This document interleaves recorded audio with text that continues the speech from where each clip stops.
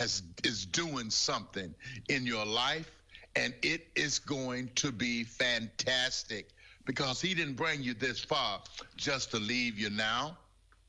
He didn't bring you this far just to leave you now. John Lemon said, count your age by friends, not years. Count your life by smiles, not tears. Oh my goodness. Yes, that is worth reading again. John Lennon said, count your age by friends, not years. Count your life by smiles, not by tears. We all are going to have some tears. We all going to shed a little bit of tears sometime, because the Bible tells us that weeping comes in the morning, but weeping may endure for a night, but joy comes in the morning. Those tears, this too shall pass, and you shall smile. Why? Because mercies are new every day. And if we look to him, we'll know that all things work for the believer's good. Romans 28 is such a wonderful verse that lays it out. And we know that all things work together for the good of them that love God, to them who are called according to his purpose. And 2 Corinthians 4:17 says, for our light afflictions, which is but for a moment, worketh for us a far more exceeding and eternal weight of glory. So brothers and sisters, the things that you're going through, hey, you can go through it and hold your head up.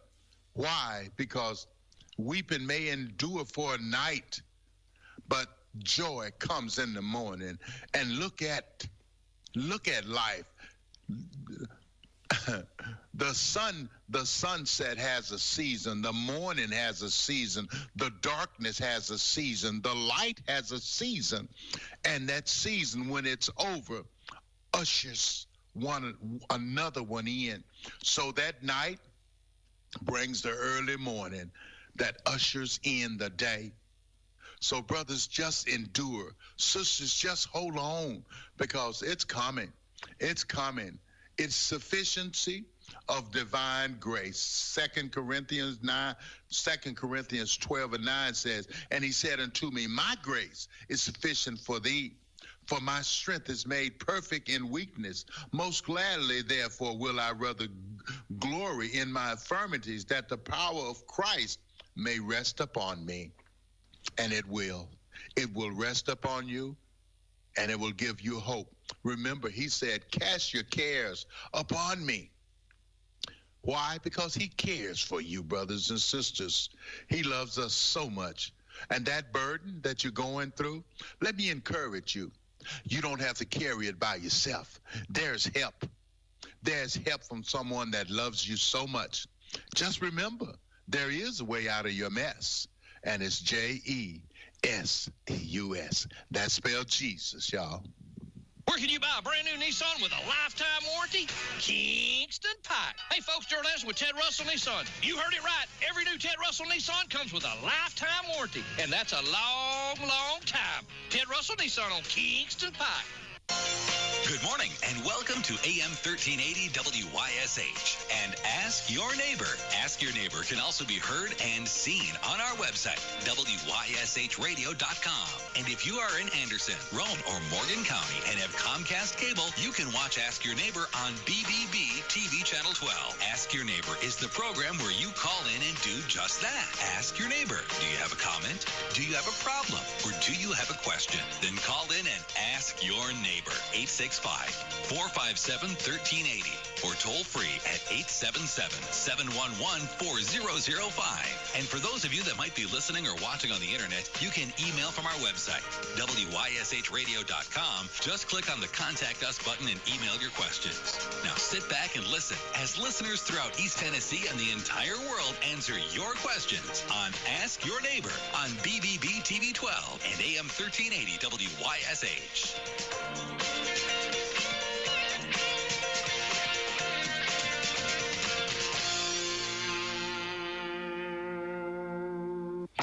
It's Elise from Rusty Wash Chevrolet in Clinton. Can you believe we've been open for 10 years? Come celebrate all month long with deals like these. This month, you can get up to $10,000 off select new Chevrolets with rates as low as 0%. And remember, all new Chevys come with Rusty's exclusive 200,000-mile warranty. So together, let's drive to the 10-year anniversary at Rusty Wash Chevrolet, or visit us online at rustywashchevrolet.com, where Chevys cost less. See dealer for details. Good morning, everybody. David West, Stars and Stories of the Kaz Walker Show. David and the boys in the studio with us. Morning, fellers. How are you today? Morning. All bright-eyed and bushy-tailed. Hope you're there. Yeah, we're here if you all are there. Hope you're there. Mr. Walker always say, he said, if you want to make me feel happy, keep them wheels jingling on them buggies. Keep the wheels jingling on the buggies. Yeah, you want that going all the time. I bet he did. How's your week been, guys? Been good. Mine is. Y'all been good. Been a good week. Still above the grace. Still on the green side. That's good. Still on the green side of the grass. Then Mike and the women went up to Pigeon Forge Tuesday and ate at Help Fins. Oh, wow. Yeah, I hadn't been there in a while, a couple of years. Boy, I tell you what, they fill you up. Oh, yeah. It's a lot different right now, but they took him good little beans off, and they got big beans now. I like them little navy beans. Yeah. Wasn't that good? Oh, yeah. Yeah, they're using that Great Northern now, things. Nothing can stay the same very long. We took the kids up there. It's been a couple of years, but they enjoyed it. They get a new CEO or a new something. I can't figure that out, man. They're all doing it. They get something that works and they'll change it. I don't understand that. Don't pick up a sleeping baby. Nobody ever told them that, I reckon. I don't know. Yeah. If it's working, leave it be. Look at all the places that went down because they changed. They said that Mr. Colonel Sanders told them, said, as long as you will do it, this is a chicken, not change one ingredient. Just leave it like it is.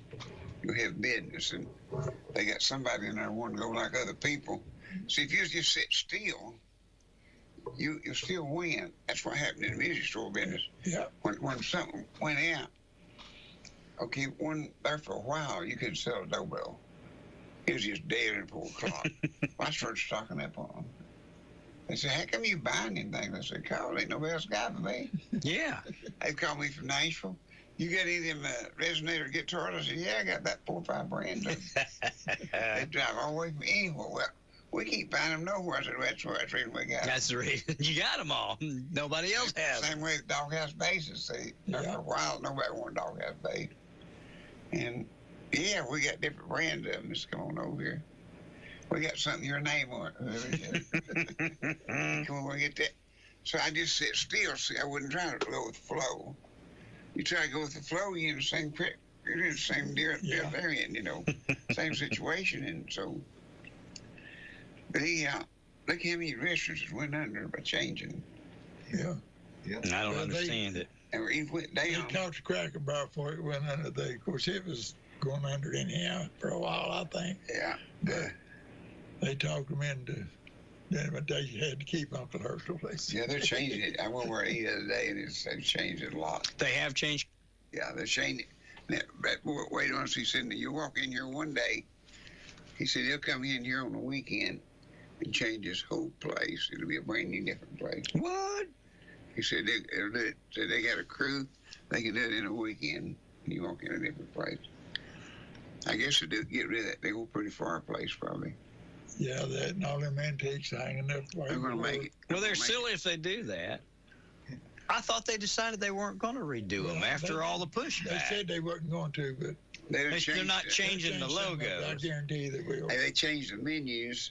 And look here, them paper things that you put your fork and spoon in. You know, had that picture of that Uncle Herschel on it. And then they put the new ones out. It didn't have him on it. It just had Cracker Barrel. And the other day I was in there, and they just got them plain now. They got nothing on. I mean, they're inching in. They're going to get in one way or the other. But again, why bother it unless they were just losing money? Yeah. I don't get it. Most of the time, any of them you'd pass had a good breakfast crowd. Well, yeah. About all of them did. Well, you know, that lady was on her TV. She made this speech, and she said, "Now, this is not my idea." I said, "I'm a CEO, but said I got a board I have to go along with." And said, "This is not my idea."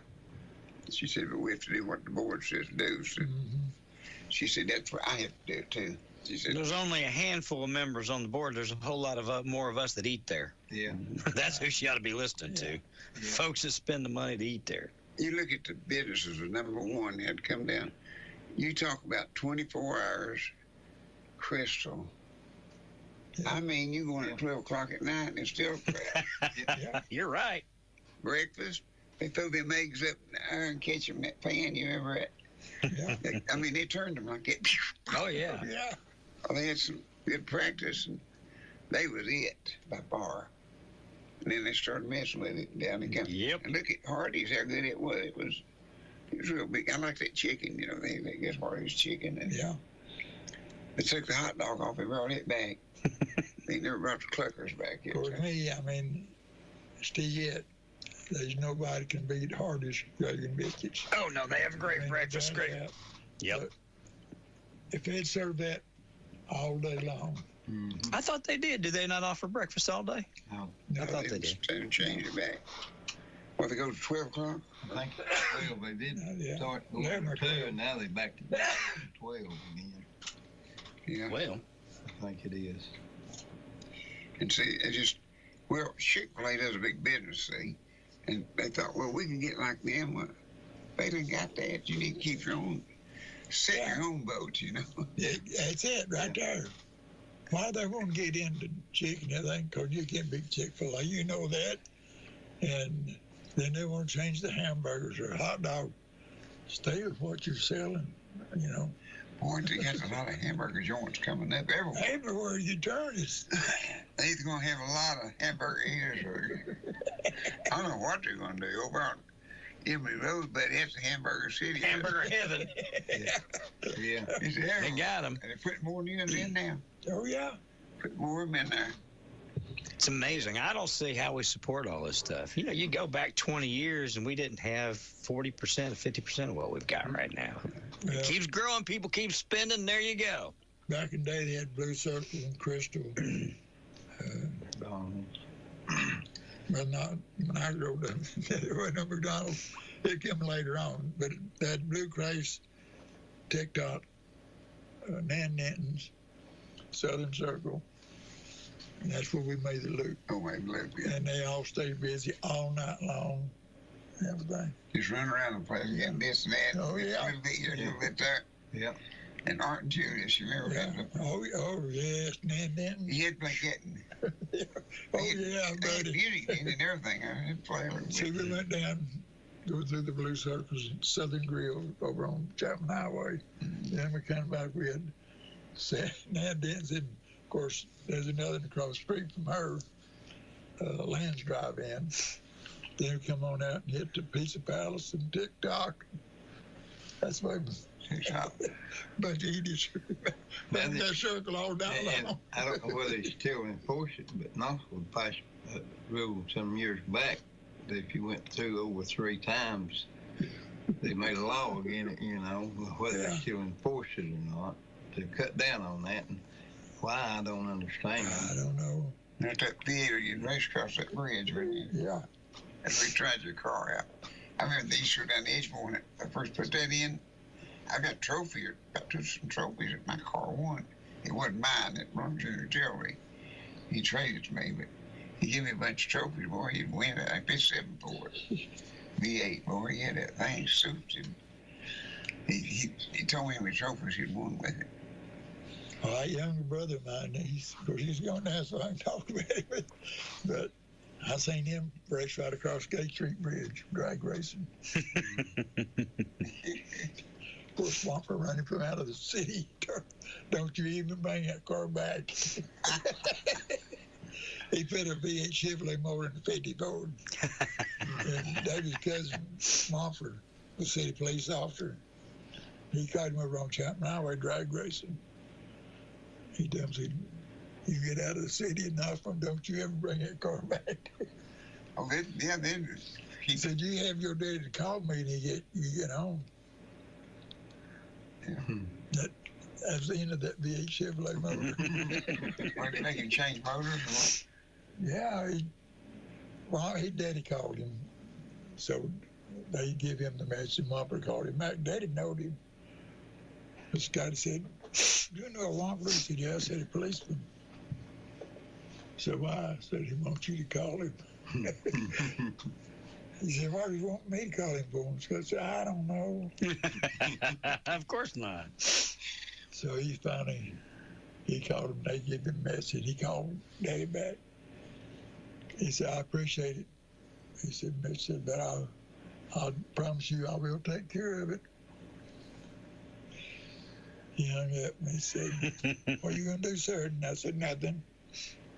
He said, I want you to help me. I said, what are you going to do? He said, pull the motor right back forward out there. This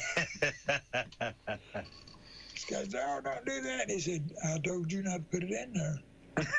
So you're on your feet, big boy. You get that right head back in there. There wasn't no arguing. Nope. No. My dad was quiet, but he talked. You better listen. You know, they changed. People had more work cars. They drive haul so many passengers to Oak Ridge. And I heard them talking about they changed the motor over the weekend.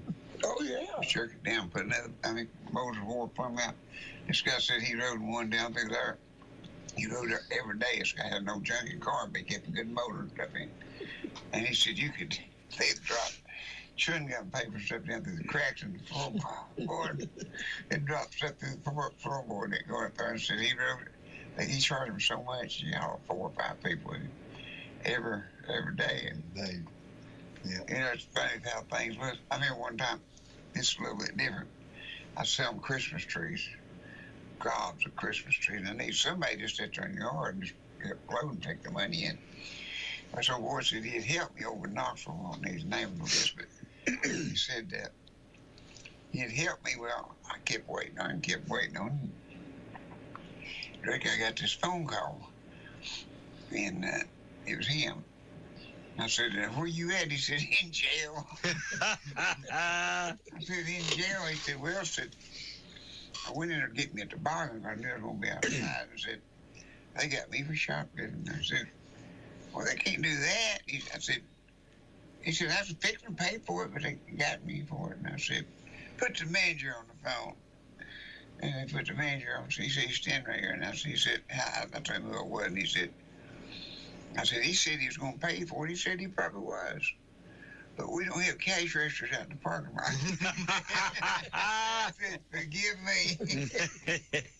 That's what stuck with me, you know. We don't have cash registers out in the parking lot. Yeah. You know, you run into a lot of things. A lot of times you're aggravated. You think you're going to tell them what to do, and they already got you. They already know what they're going to do. They've been through it more times than you have. Yeah. But, well, it's the things to say, ain't it? Yeah.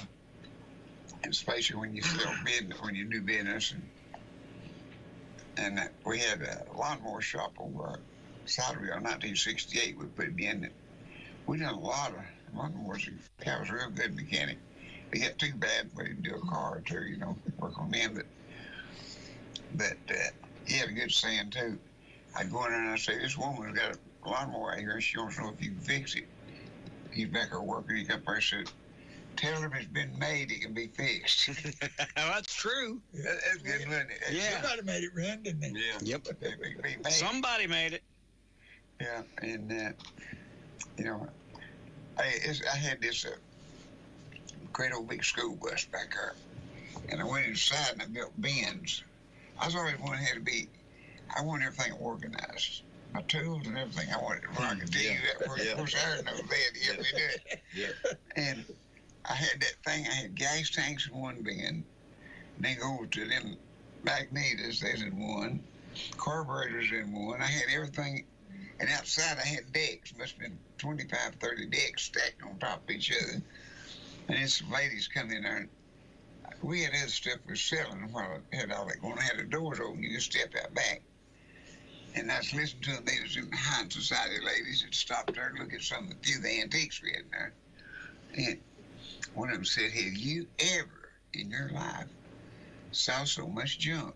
And the other one said, no, but it sure is organized. So I heard them saying, I know there's an upper crust, probably New York somewhere. And she said, young man said, how much you want for that hornet's nest up there? I said, do you want that with or without hornets? I got problems too that quick, you know. Yeah. With or without hornets. Yeah. It's a sight where people, you know, other parts of the country where they want to pull something off because that's the way they operate. Yeah. And some of the food to eat and all, you know, it's a different way of life, I'd say up there. And I told some of my renters there, and I said, we're going to have some steak in a few days. I said, they're fixing to she'd named it Bossy, one of them cows or some calves or big guys. And I said, we're going to take that in the slaughter pen. I said, what? You can't kill Bossy? He said, Lord, I'd never eat no cows. I said, well, what do you eat? She said, I eat hamburgers, man. I ain't no cow.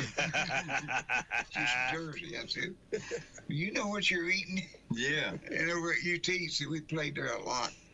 This guy's making a speech. He said, I'll tell you right now, that farm act was going pretty big. He said, I'll tell you right now, farming's just a thing of the past. I thought, Daddy, if you get the past, you won't have nothing to eat. Right. Man, we got Mike with us this morning. He's got tell him a little bit about your red truck. We found it. You found it on the internet. What'd you find? Yeah. That 42 Chevrolet. Oh, okay. You'll see it now, though. He wanted one to replace the one he had when he was younger. Yeah. And every time I was running about it, he'd ask if I'd found one. And finally, one day, one showed up on my phone on Marketplace. Oh, wow. So I turned him on to it, and he went to Dunlop and bought it. There you go. And brought it back. He had some shop up there to get it running, and then he got me in on it. And trying to tweak it and do a little more and a little more. He put a flatbed on it to match the other one. And we had the regular bed. So I changed it here first of the summer and put the pickup bed back on, painted it, the bed to match the rest of it. Yeah. Put it on it. Made a nice looking truck. Everybody wants to buy it now. I don't know why, but everybody wants it. It ain't for sale. There's made two of them, you know. Yeah. There's made 3 months of the 42s. Before the And then it Army. went, well, they made them for the service people. You Yeah, know. yeah, for individuals. And then the Army started after the war broke out.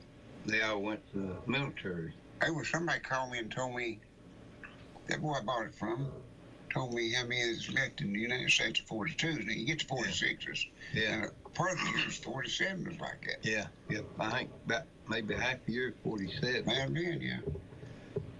But yeah, you know, like I tell people, most of the time, if you don't get in a hurry and you sit around and wait, you'll find what you want. Yep. Mm-hmm. I hunted one You'll of them. find it afterwards if you get in a hurry, but usually it's too late then. Yep. Yeah, I wanted one of them so bad. And one day I was up at Jim Beck's had one just like it. On his 46. Mhm. Had the big bed on it. I already had the wooden bed. And of course, I went ahead and bought it. And used it for maybe a year or two. Yeah, Of course, I used it to haul furniture and stuff with that big bed on it. yeah.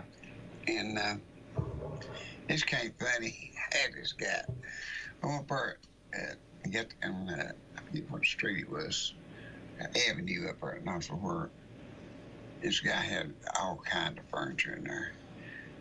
They owned it and was going to take all that furniture out and make a new place out of it for apartments and stuff. And so this girl's mother was over it.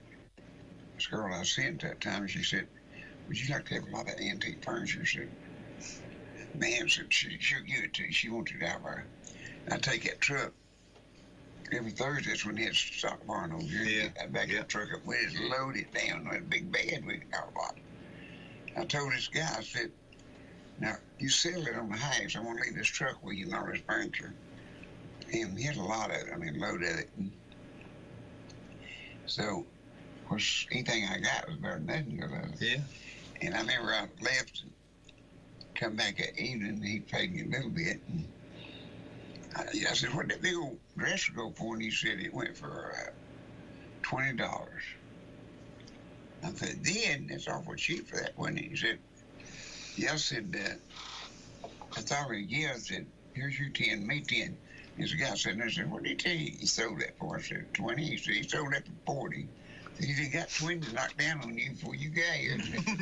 And now he's knocked down half on your part. And that he's a shyster, you know. Yeah. But he's the guy that come down. He lived right above us, sir, and he come down a hill. Saturday, that's when I told you I was painting this music barn. Them hush puppies I got. Yeah, painted them. And he said, boy, he come over and talked to me. He said, my feet's killing me. I said, here, try these on. I won't let that man. They had paint all over, but I just painted them red. Yeah. He put them on. Oh, man. And I see him walk down the hill with the big red shoes.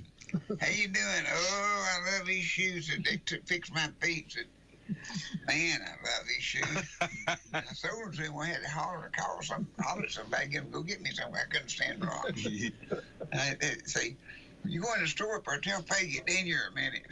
Bring me some shoes. I said, I can't even walk. So, different times I sold my shoes off my feet. Yeah. Shirt off your back, shoes off your feet.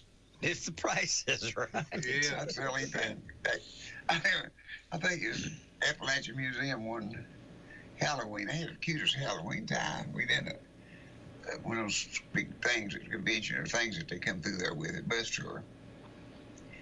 And there's 2 or 3 people bragging on it. And this is what Christian Show, they was up there talking to us, buying CDs or tapes. Oh, I love that tie. I said, where'd you get that? I said, oh, somebody got it for me. She said, well, I'd like to have one. What the cost? I said, I think it. I don't know, but I'll take $10 for this. And she said, oh, I'll take it. I just whipped it off. And the boy said, look at Daddy, he's sold his tie. And it said, I hope he don't start on his underwear. Yeah. But anyhow, hey, I'll tell you a good one, too. My uncle, see, I learned that from him. I bought his farm later on, but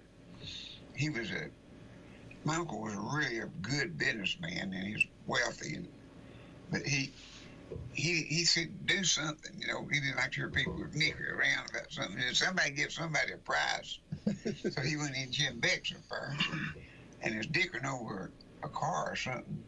One on this, one on that, and I don't want to say this and that. And he said, make him a price on it. He said, everything in the world's for sale. And they said, and here's what he said. He said, I'd sell you my paints if you want them. And he just come off the farm down, and they was awful dirty. And this guy said, how much you take for paints? Well, they wouldn't work 50 cents. $20. And the guy said, oh, just take them. He knew he had to take them off. He went out behind the counter and took his paints off. He took his Long John and sold them to Jim Beck for $20. Jim Beck wanted them, said, I want them $20. They wouldn't see him. He had to shuck them out there. Yeah. He just took his coat off and tied his coat around him. And they had his paints. They hung in there for a long time. Earned West paints, $20. Ain't that neat? Yeah. So my sister said, shit, Uncle Ern, I heard you sold your paints up there for $20. He said, yeah. What'd you do with the money? He said, yeah, I got home. My wife heard about it and had to give her all of it, shut her mouth up. And boy, he was some character. He was just, my daddy said he would tell his boys that drive them log trucks, turn your cap around. I want to think you're coming back when you're leaving. And Daddy said, well, they're going to run them trucks harder than can. I said, well, what's the difference? This way I might get a little extra time in. Oh, he taught me a lot of that material, you know, when he said that. I can walk out to a boundary of timber and I can buy it in 15 minutes. I just walk through it. But he said, if I'm hungry or about to use the bathroom, he said, I won't even buy it. I said, I got to quit for a while. I go eat and do what I need to do. He said, because if you ain't careful, you'll make a bad decision because you're hurting and need to do something. He He said, always go make sure you eat, and you don't need to use restroom or anything. And he taught. I mean, it made a lot of difference in buying. But they had a lot of them old trucks, GI trucks. It run, of course, they wouldn't run faster. It is run wide open. Old thing wouldn't. Yeah. Mr. Walker was that Walker trucking back in the day when he was running been on Rush Pipe. He told him, he said, when I see them trucks come by here, I don't see them running wide open. I want as many loads as you can get. Yeah. Our brakes nothing. They had to run fast. They had no brakes on them. He wouldn't even fix them. Lord was just junk when he got rid of them. They wasn't worth scrap aren't even. Yeah. But that's why he run his business. Because he done good. He was in business. Well, his boy's still in business, I reckon. His son, he got him a brand new tractor and trailer and sent him to California. And they said he handed him a bunch of West Coast turnarounds. Oh, yeah. He said, go out there and load this down. Keep taking these. He said, you can come right on back.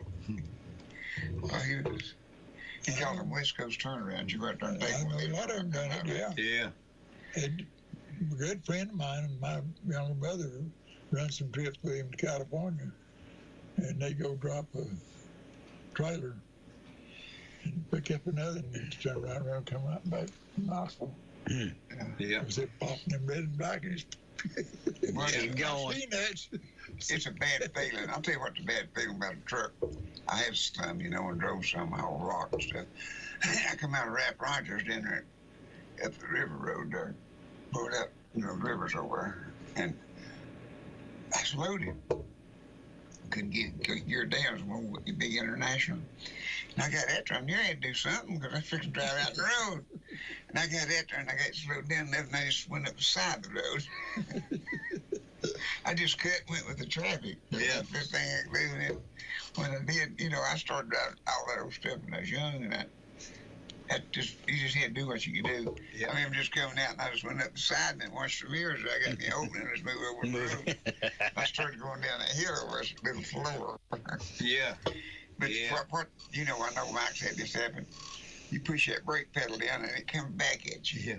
Yeah. bad news. Ain't no fun feeling. It wouldn't stop nothing then. When that comes back to you. No. You're What caused it to do that, Howard? This Most of them is just hydraulic over lector, whatever you called it. And it go bad. That booster go bad, and you just push it back. It wouldn't stop nothing. Yeah. I'll tell you, I'm driving that. I hate them things. Yeah. I had And hydraulic clutches. Yep. I had a school bus to do that with me over here at Zion. I hauled high school kids, and I was coming down Zion, and of course you can gear them down pretty some. Yeah. But I saw I didn't have it down enough to turn in there, so I just went on past it, and it's hard. Out of school. I said, let's take a trip. Y'all want to take a trip? Because I needed to cover everything. Let's take a trip. I'm going to give y'all some extra today. Oh, yeah, go on to Knoxville. I went way down there, and I got geared down by the time I got to Red Johnson. Yeah. I made a big turn, went up there, and I went in easy. Yeah. I hit that brake. I think that's one of the first that ever did me that way. Of course, I never did. I always had a pretty good, way I did Yeah, things. didn't get excited really. Yeah. I figured out. I was pushing Don, my cousin, off one day, and he's coming down Turkey Lane. There was a new car coming right there. He was just going to get him. And he turned that down. I had done that. Turned over, went up on that bank, and jumped off the main road. I don't think I could have done that good. It's just things that happen that, it couldn't happen. But when you drive a lot of that big stuff, and you learn a lot of that. You haul rock and coal and stuff like that. But what you can do with it and what you can't. All my life, I did something. I kept in some kind of business, and we got the lawnmower business, and every year I'd try to open up something else in the monument business, and of course we had the big art shop business there, and part of the time, way back we had the concession. We sold food all day long for people that worked there. Worked up. See, Clinton Highway, to start with, was all there wasn't no interstate. No. When I went there. And I always tried to keep something going, but I just make it happen. That boy that ran a lawnmower shop, he didn't have very much personality. He was a good worker, but he just said, we're going to start this weekend. I didn't make no money. I said, we'll make it tomorrow. That's what I told him. There's a whole rock. We'll haul anything. Yeah. We just go out there. I just drive up and buy something. That's where I remember I borrowed $100 off my brother-in-law, and I had a lot of money back in '68. I borrowed $100. I ain't had enough money. And I go down the road and buy a car, and I go down and sell it to somebody else on that there and make $10, $20, $30, anything you make. Yeah. Well, $10 was a big day's pay back then. Yeah. And I've done it so many times. I tell you, I was pretty well broke. I bent bad. But when I built the music barn, I spent the last $2.50 in my pocket. Ain't even no change. I didn't know small change to get a roll roof, and we put roll roofing on that thing. And I spent the last $2.50 to go over and get a roll roofing to get down that, to finish that roof up. And this guy, he's a rich guy. He owned a lot of them big oil. He's over them big oil tanks, and he had this truck that belonged to a guy that owed him some money, and they'd give it to him for a deal. And it was a 55 Chevrolet, that good floor speed in it. Factory is a nice one. And I think he's want $250 more than that. Of course, it was a nice truck. It had back. It was back in '66. Boy, that was a lot of money. Yeah. And I wanted it. Well, I had the money to buy it with. So it went on 3 or 4 weeks, and he didn't call me or nothing. First off, he said, I'll just write you a bill of sale and give you the truck. And I said, no, you got to give me the title if I give you this $250. I laid it on the counter so I had it. First off, he said, you got $250? I said, yes, sir, and I laid it up on the counter. Well, then he went and had the title, and they couldn't find it. So I said, call when you get it. Well, you know what the business he was, entering the oil tanks and all. He forgot all about it. 6 months went by, and I was still driving that truck. And I had insurance through my sister. We put everything in her name, so she had insurance on me, anything that we drive. Because, see, she was 13, 14 years older than me. She could get insurance cheaper than I could. I couldn't get, I just broke 20s, 3 or 4. And one day he called me up and he said, sir, I need to ask you a question. What'd you do with that truck? I said, it's sitting right here in the parking lot. He said, are you driving it? And I said, yeah, I drive it every day. Well, what, you ain't got any insurance? I said, yeah, we carry insurance on everything we drive. He said, I told you I'd get you a title. I'm sorry, I forgot to look at that man and think, well, he ain't paid me for that truck. It went 6 months went by. And he called me up. Well, I said I didn't have no money. So there I was again. I had about half that much. I told my daddy, so I gotta go make some money today, and I took off down through there to some of them places, sold it, made a little money on it, had enough to pay him off. But I remember when I told you this morning, everything that I started at, I done it and thought it out. I didn't just do it. I remember one Christmas, I had people, they ran the barn, the music barn, for a lot of parties, especially political. And it was Christmas. I said, we need to fill this up for Christmas. And I said, I had to pay get me some real pretty cards, have an old-fashioned Christmas fireplace. And I was told when I was there, and if you need a band, and I sent them to people like Super X, I just sent them everywhere. If she had the address, Faye was good about getting addresses and phone numbers and stuff. And a person come in with Super X. The manager come in and says, what does this mean? I said, here, look in here. It means you have your party right here for so-and-so. You know, I like this. This would be different than the old-fashioned Christmas. And so it's a side of them. I ran after that. Yeah. It's a side. Even if them old cars, it's a sign that people want. I took mine to Knoxville places. Yeah. They come and say, they used to have gay streets, so they block some of them streets off because they had that big old festival there. Yeah. And they said, well, could you bring that 36 Chevrolet? Yeah. And back then, he had the pig in the back. Yeah. That pig truck, they call it. Yeah. And the cops said, he had me a rope off, I could put it in. I get up on there and move me in there and put the tailgate down and kiss like that and get the picture made with it. Yeah. Yeah, that bed, and I've got it at least out sometime in November. Well, I've got the date for it. But she's supposed to get back with me about more dates. The lady's going to use it to take pictures. Yeah, that's the size people want them. And so, I might get something started there to keep me busy through the fall. Yeah, you cleared the truck, didn't you? Yeah.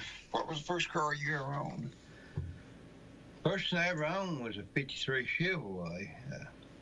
Dad had traded for it and let my oldest brother have it. Of course, he didn't care nothing about it, and it sat around and went downhill, and we got to using it for store feed in. And I got piddling with it one day, and he told me, he said, "You'll get that car running." I said, "I'll give it to you." So the next day, and he come in from work, it's sitting out there in the driveway running. He said, "I ought to know better than tell you that." I was maybe 15-year-old or so, and that's. But between then and the time I got my license, when I figured out I didn't need to be really trading, I need to just get what I wanted and fix it the way I wanted it and keep it.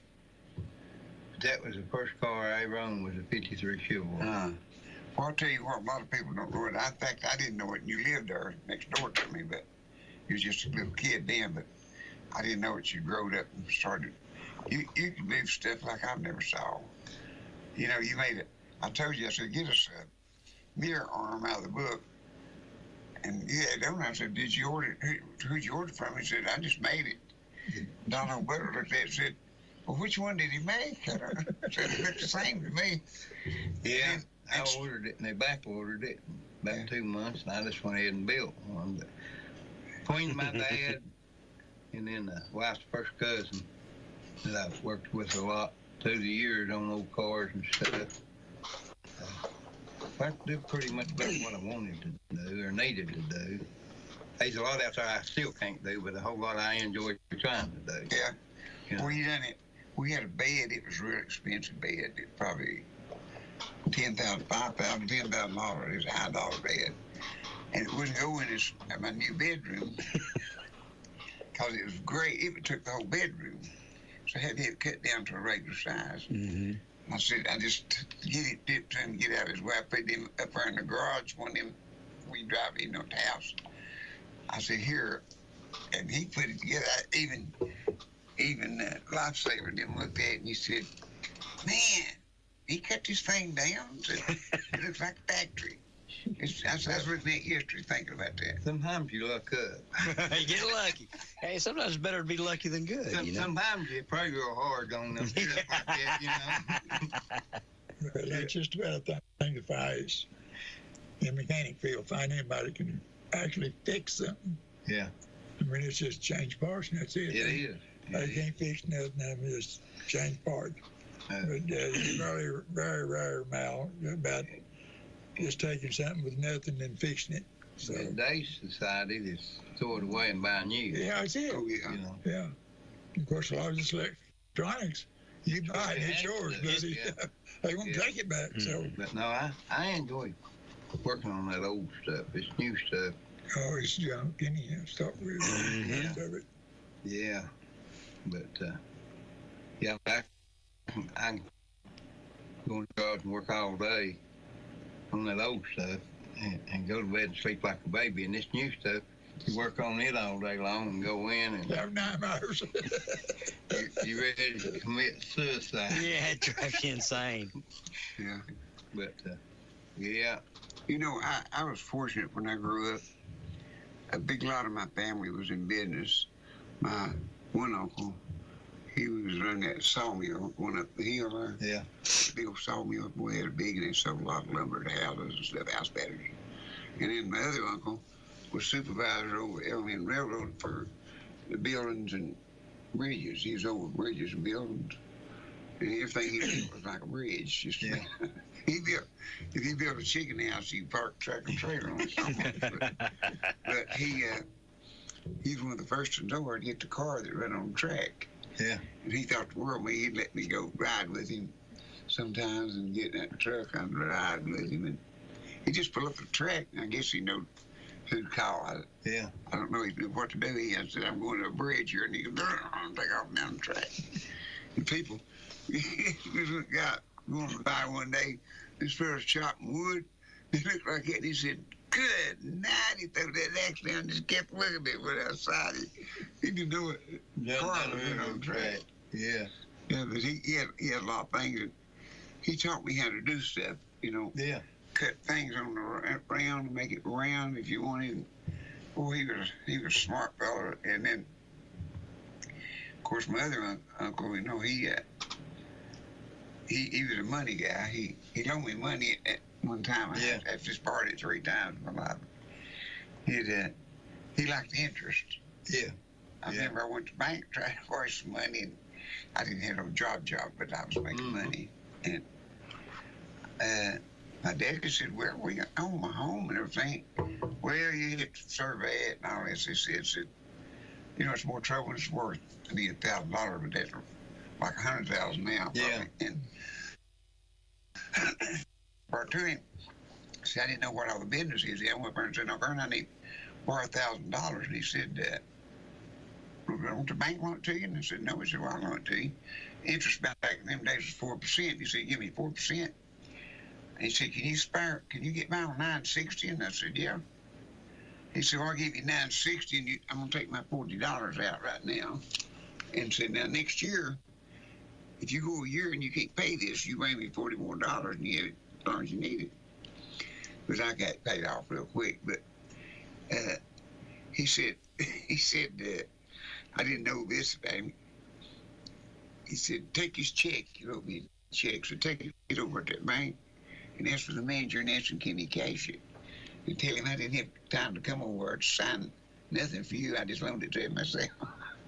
He's one of them guys that tell you what he thought, but he bought a business. He back big farm, and I bought that big down that valley there in front of him. But then I had a lot of friends, musician friends. So Larry Maples had 24 Karat Country. He has a real good band. In fact, he run the music one for a pretty good while. And I told him, when I bought this farm, I said, I need some cattle. He said, okay, we'll go buy cattle. I never had bought none like at the auction, so he had a cattle truck. So we'll take my truck, we'll buy back. So, boy, I didn't like everybody else. Boy, that's a pretty, and he said, don't that. He said, that's going to go high. And he said, if that thing gets sick, dies on you, lost a lot of money. He said, if it gets sick, dies on you, ain't got much, you ain't lost much. He said, there's old men taught me how to buy cattle. And one come through there cheap. He said, now, let's look at that and you buy it. He said, it's a good deal. He said, now, look here, here's where it is. When you fatten it up, you're making money. And then you get a calf, you're making some more money. And he said, look, that thing's going to be up to the mark. Mm-hmm. And I bought them cattle and sold them for 3 or 4 times what I had in them. And I had a calf or 2 off them. I just made money off them. Yeah. And this was kind of strange back in the 80s when the cattle market dropped. It was way up there, it's high, and it just dropped. And about 3 or 4 weeks before it dropped, I sold out. I said, I'm going to get out of the cattle business because it's taking up a lot of my time. And the horse business has horses too. And there it went. I made all that money and I made it again right there. And that boy, I said, man, I just got rid of this in time, Yeah. You never know about that stuff that goes up and down, No. Stock. And then we had some pretty nice horses. Ron knows Jane Chesterton, you know her. Oh, I know Jane, yeah. She got a big Campbell County. Boy, she got a big, pretty home, and she had a horse that looked just like Gunsmoke. Dillon, looks just like Dillon's on Gunsmoke. It's a 10. Skin. Oh, it was just beautiful horse. And so Rowdy wanted to ride. And so after her, she said, I'm going to give you a couple. So she gave us a pony and one of them donkeys. And so, but somebody was asking her one day, said, how do you know David? Where'd you know him from? She said, well, See, I was working day and night. I just couldn't sleep. I didn't have no time to lay down. And taking everyone to Cass Walker at 4:30. And I told Rowdy, we went after her and she went home. And Rowdy had talked to them people how to take care of horses and train them. Rowdy was a stunt man in the movies. And she said, well, I come home one day, and I looked over and this guy backed up against one of my oak trees, asleep. And said, I walked over and said, who's this, Rowdy? He said, oh, he's with me. He said, we're going to buy the horse. And he woke me up. I got up and met her, said he was sleeping in my yard where I first met him. And you know, just lots of funny things happened going down through the years. Yeah. But hired here a diesel mechanic. What caused you to do that? You just love trucks or what? Well, I never did like working on cars. It was too little. So I get 19. I was that year after I got out of school. And I'd been through with a neighbor down there working on cars, washed his tools and hung out with him a lot. And I told him, I said, of course I always called him Pap. And I said, Pap, I said, I need me a job, a good regular job. I said, I want to be a mechanic. So we had a cousin work Mac, and he called him. He said, I'm sending the boy up there. I said, see if you can't get him a job up there doing something. He said, okay, send him up there. I went up there and both talked to him and said, what are you a mechanic? I said, no, but I want to learn. And I'll work. So, okay, we'll try you out. So I started right there and found one of the older men up there that was an engine builder for Mac. He's kind of, and them got to be buddies, and he told the foreman, he said, let him come here and work with me. He said, I'm going to teach him how to build heads and stuff, build motors. So, okay. So that's where it started. He just took me on his wing. And yeah, anytime I got a chance to work on anything, I mean, I didn't curl on nothing. I worked on every kind of motor and transmission, rear ends. When I finally got out of it, I wasn't bragging, but I could work on anything. Yeah. From front to back. And it's a lot of hard work. You know, that mechanic work ain't easy. Yeah. You went on to Oak Ridge, worked there for Last 21 years I worked in Oak Ridge, yeah, Lodgewell. You know, I was telling Howard, we was talking about coming over here, when you turn 80, the world falls out of Monday, Ron. You'll be there one day. I'm on my way. Hey, get you some crutches and get ready. I don't know. 70 didn't bother me much. I could just do about anything. There's something about 80. Just think about what all I went through with it. I had, first off, I had had a defibrillator and pacemaker since 2001. Well, they'd never changed it. They put batteries in it, and that thing quit at church. Yeah. And they had them nurses after done CPR.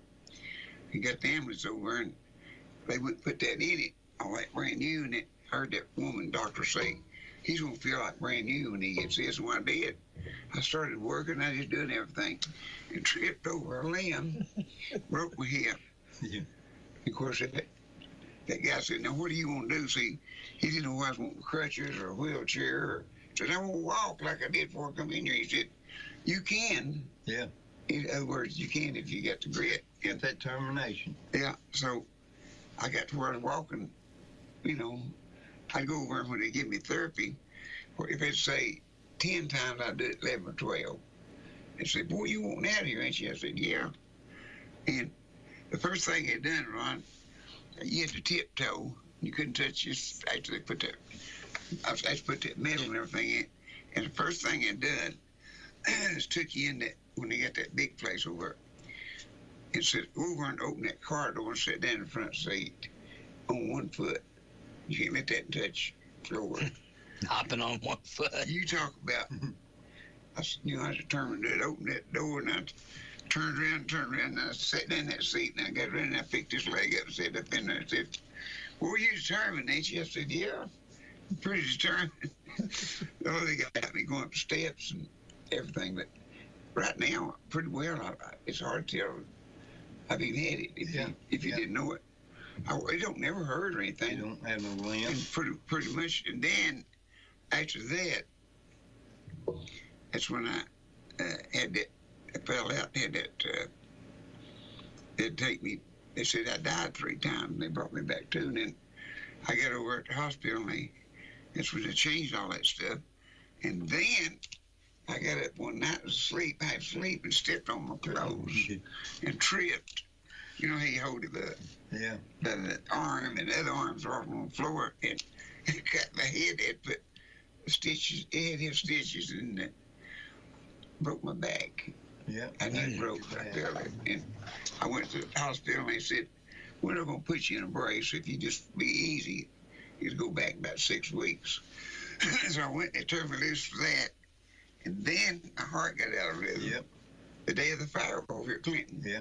I had to go get that done. But, you know, it's just one thing and then another seems like when you get 80. But a lot of people just don't understand. You have to have a lot of grit and want to get through stuff like that. Because a hip, that's a year. It's kind of a year. 6 months of hard traveling. And but I've been through, the good Lord brought me through a lot of it, and I always give him honor and glory for that. But anyhow, we need to tell you about some things we got going on. We got Ciderville is getting hot with Martins right now. Yeah. They got a new Blue Martin out. I thought I was going to get it this week, but I didn't probably get it next week. But we got just about all the good numbers. The 45s are coming, and the blue one, and we got some of them in yesterday. But if you want to come over and see some Martin, just come over and try them out, look them over, and we got them over. Yeah. What's nice, he's at the store fixing nice. He does. The most drums, like Ron said, I guess in any drum store in Tennessee. He's got more drums. He's got drums. I didn't know they made those. I've not seen that many. I can't remember ever seeing that many in one place. I didn't know they made some in brands. Yeah, he's got new brands. He's got some of those old brands you can't get anymore either. He's got old sets. Yeah, and he's telling me what brands come back on the market, and he's getting them.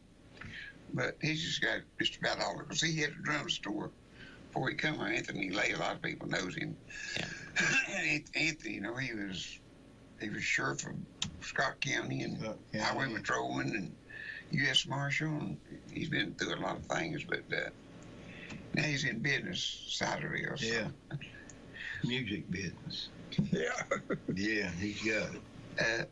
We got that, and Doug, he's had to move in with his mother because his daddy got real sick. He has weight on him, everything. That he's doing sound like you ain't never heard. I wish I'd had him over to Knoxville Fire. Well, he can do sound. He's good. If anybody needs any sound, or if you need to have your Christmas show, you give it over at Ciderville. Yeah.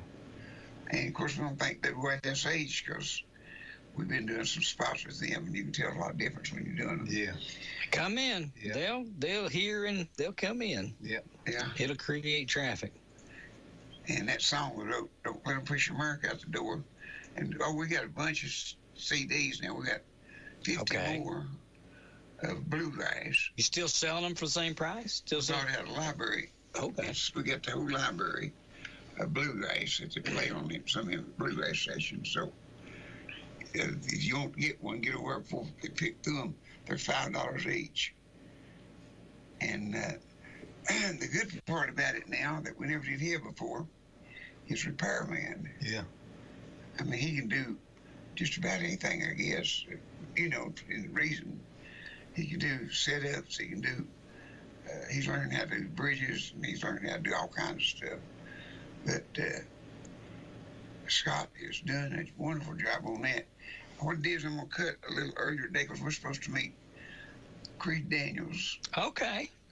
Creed is supposed to meet us directly. He's come down and trying to meet us at Ciderville. But why don't you come over to Ciderville? Now, we got a big show coming up at Y-Wings second Monday. Yeah. What they run? The second Monday is going to be, I believe, let me see, the first one is the 3rd, so the first Monday, 13th. 13th. But we'll get to the 13th, so important. 13th, the big show at Y-Wings. And if you need us for your Christmas show or you just need us If you just want to hear some music, just call it. You guys can We'll do play it. some music and do for your business or anyway, anything you need, birthday party or maybe getting married, maybe getting a divorce. Or we'll play for all occasions pretty well. Till we get to talk to you next week, I'm going to cut it kind of short today because we're going to go over and meet him. And a lot of people knows who Judge Creed is. Judge Creed. You know, Creed's hitting 90 almost, 89, ain't I it? think he is 90. Is he hitting 90? 91, I think. I think he's just hitting 90. But 91 something. anyhow, Wow. we hope you enjoyed it. And talk to you next week. Good Lord willing. All right, folks. Thank you for listening to AM 1380 WYSH and Ask Your Neighbor. Make sure you tune in at 10 a.m. each day, Monday through Friday, right here on AM 1380 WYSH and BBB TV 12. Or listen live online at WYSHradio.com.